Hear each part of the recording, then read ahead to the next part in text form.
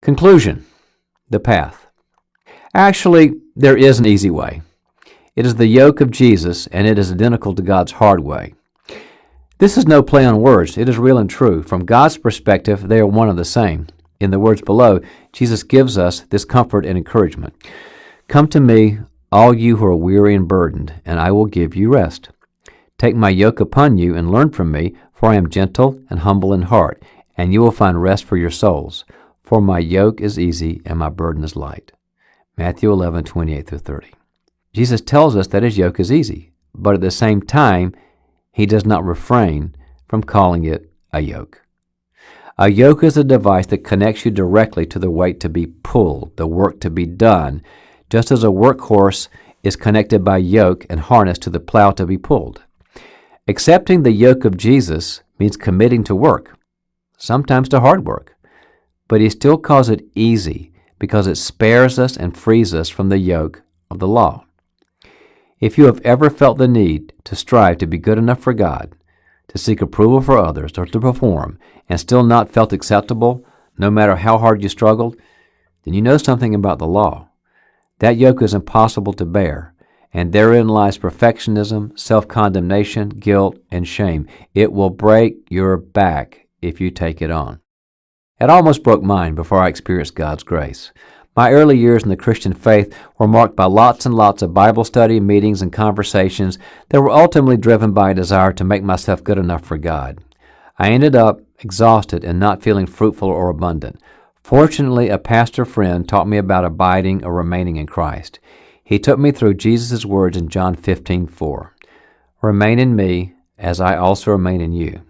No branch can bear fruit by itself. It must remain in the vine. Neither can you bear fruit unless you remain in me. The aha moment for me was when I realized I didn't have to be good enough for God, and I'm not. The cross freed me from that burden and helped me to experience the benefits of being loved over being good enough. I learned that it is the relationship of dependence and abiding my connection with Him that made all the difference. That has truly been the easy yoke in my life. Yet I believe that even the way of the law, as hard as it is actually less difficult than the way of entitlement. Why should that be? Because the law at least drives us to hunger for and search after God. The way of entitlement, however, begins and ends with narcissism. Attempting to be good enough for God yields more hope than demanding to be God. In my work with men and women, I often see a progression. Entitlement gives way to law, and then law gives way to grace. The self-absorbed person finally comes face to face with the reality that he is not God, nor is he as grandiose and bulletproof as he thought. This truth brings a lot of pain. So then he moves to another tactic. He tries to be very, very good and do things very, very well. He wants to show that he can earn his way out of his failings. But ultimately, this tactic fails too, as all our works do. At that point, he is ready for God's hard way, the path that says we're all failures, that we all have to admit those failures and take responsibility for them. And then, having faced the intolerable, we come face to face with grace. The grace of God is the only possible way to accept ourselves, to learn humility, to take responsibility, to make the necessary changes in our lives, and to become the individuals God designed you and me to be.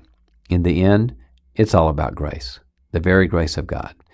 So, stand against entitlement in every form in which it manifests itself. Resolve your own tendencies toward the disease. Be a loving and firm force for helping those in its trap to find life and hope, and you will make the world a better place. God bless you.